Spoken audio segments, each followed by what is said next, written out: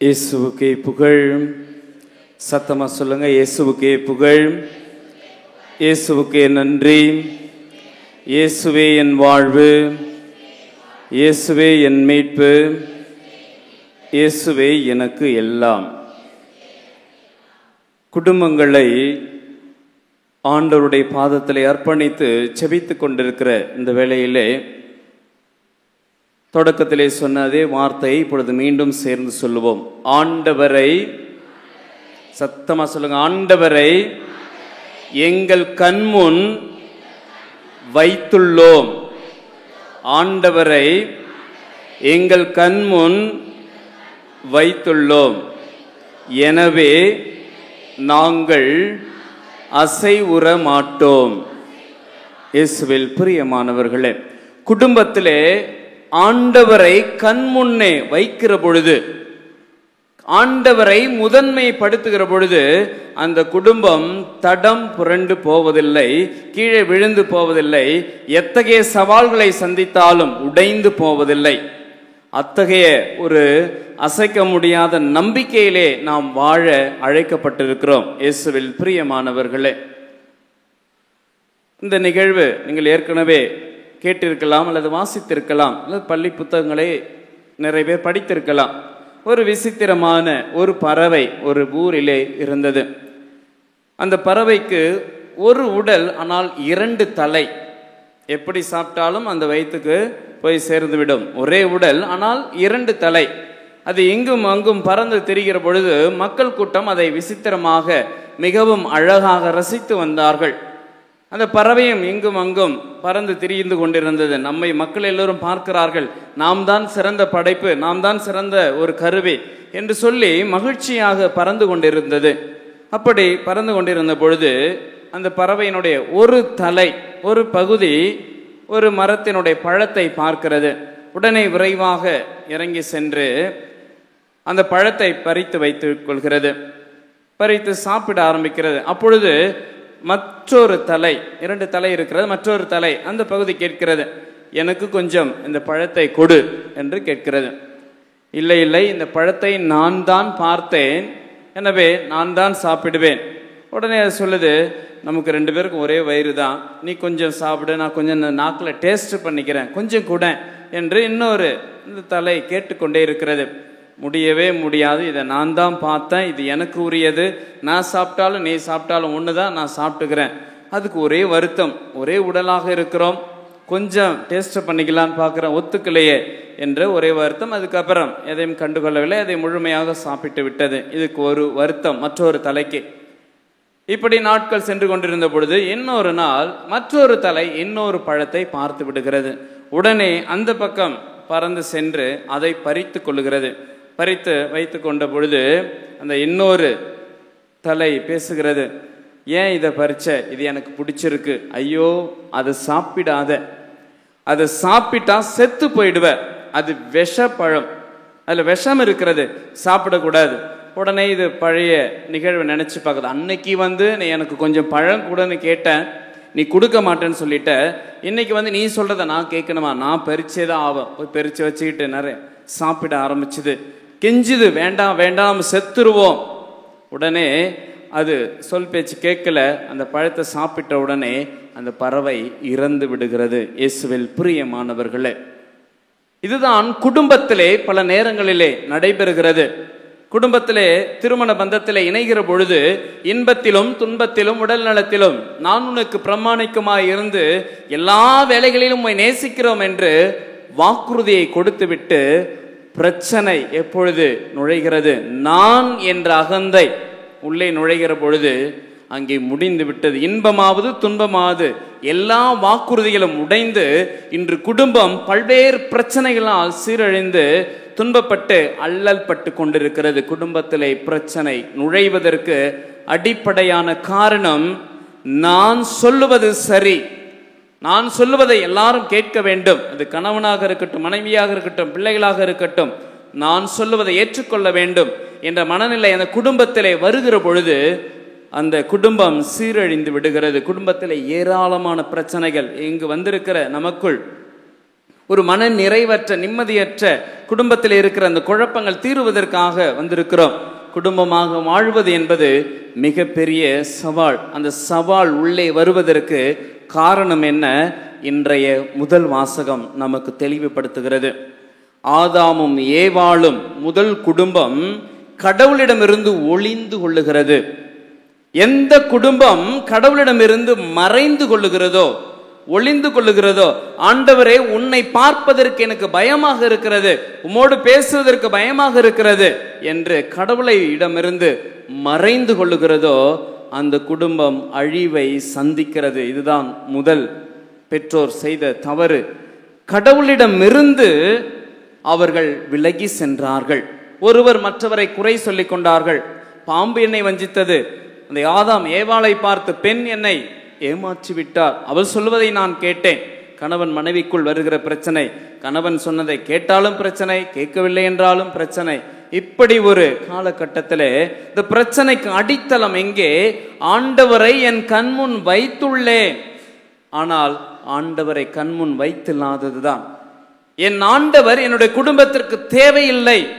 குடும்பம் என்ற ஒரு உடலிலே பிரச்சனைகள் வருகிறது என்றால் அதற்கு காரணம் என் ஆண்டவர் எனக்கு தேவையில்லை, என்னை படைத்த கடவுள் தேவையில்லை, என்னால் எல்லாம் செய்து கொள்ள முடியும் என்று தனக்குள் நினைக்கிற பொழுதுதான் இந்த குடும்பத்திலே பிரச்சனை வருகிறது.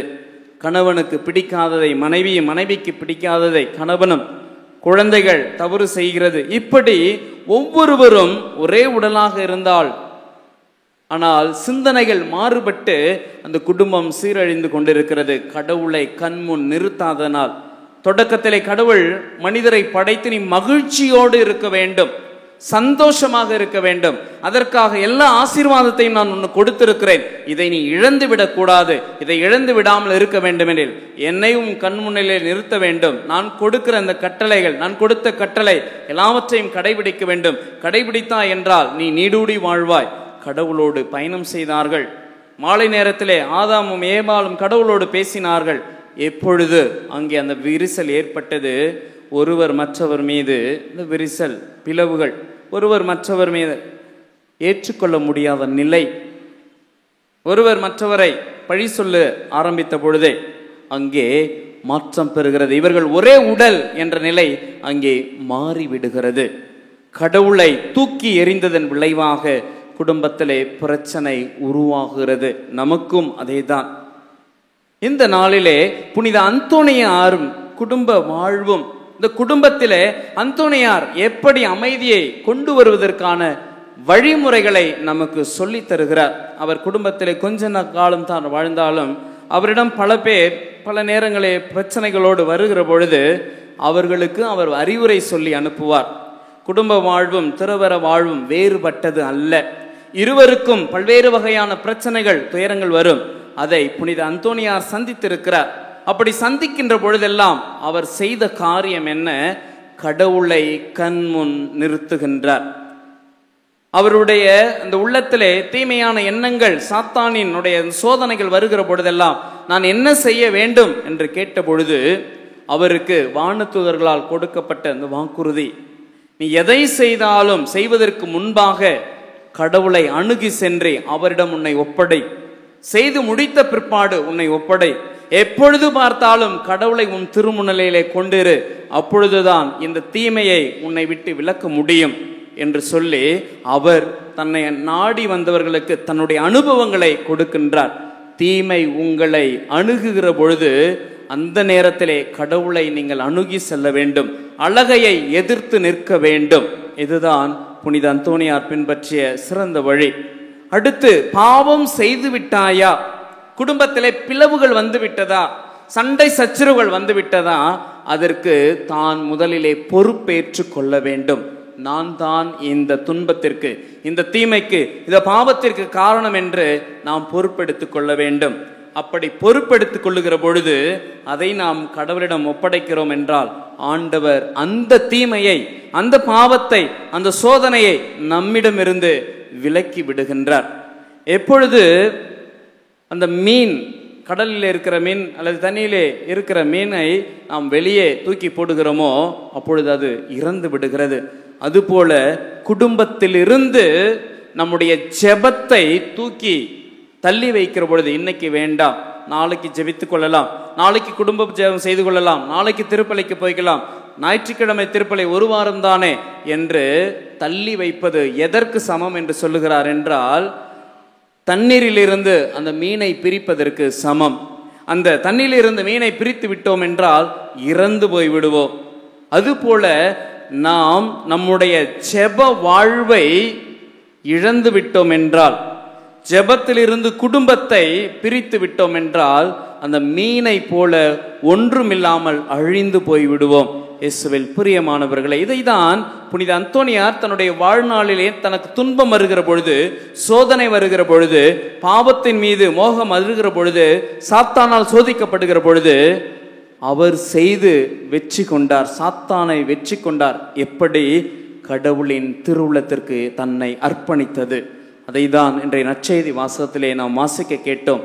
யார் என்னுடைய தாய், யார் என்னுடைய சகோதரர், யார் என்னுடைய சகோதரி? எவரெல்லாம் கடவுளின் திருவுள்ளத்தை நிறைவேற்றுகிறார்களோ, எவரெல்லாம் இறைவார்த்தையை கேட்கிறார்களோ, அவர்கள் என்னுடைய தாய், என்னுடைய சகோதரர், என்னுடைய சகோதரி. இங்கு இருக்கிற நாம் அனைவரும் கடவுளின் தாயாக, சகோதரராக, சகோதரியாகத்தான் இங்கே வந்திருக்கிறோம். கடவுளின் திருவுளத்தை நிறைவேற்றுவதற்காக, அவருடைய வார்த்தையை கேட்பதற்காக, அவருடைய உடலை உணவாக உட்கொள்வதற்காக இங்கே வந்திருக்கிறோம். இன்று இந்த இடத்துல இருக்கிற நாம் கடவுளின் பிள்ளையாக, சகோதர சகோதரியாக மாறி அமர்ந்திருக்கிறோம். ஆனால் இந்த ஆசீர்வாதத்தை இழந்து விடாமல் இருப்பதற்கு இன்று எப்படி குடும்பமாக ஆண்டோடைய திருமுன்னிலையிலே நம்மை ஒப்பு கொடுத்து மெழுகுத்திரி ஏற்றி பொருத்தனைகளை செய்து மாலை அணிந்து ஒப்பு கொடுத்து இங்கே வந்திருக்கிறோமோ, அதே போல் வாழ்நாள் முழுவதும் ஒவ்வொரு நாளும் அதை அர்ப்பணிக்க வேண்டும். அப்படி குடும்பத்தை கடவுளுக்கு அர்ப்பணித்து வாழ்கிற பொழுது, புனித அந்தோனியாரை போல அவர் தன்னுடைய துறவற வாழ்வில் எப்படி தீமைகளை எதிர்கொண்டு வெற்றி கொண்டாரோ, அதுபோல எவ்வளவு சவால்கள் வந்தாலும் நம்மால் அதை எதிர்கொள்ள முடியும். அதற்கு அடித்தளமாக கடவுளின் திருவுளத்தை நிறைவேற்ற வேண்டும். அப்படி கடவுளின் திருவுளத்தை நிறைவேற்றுகிற பொழுது என்ன சவால் வரும்?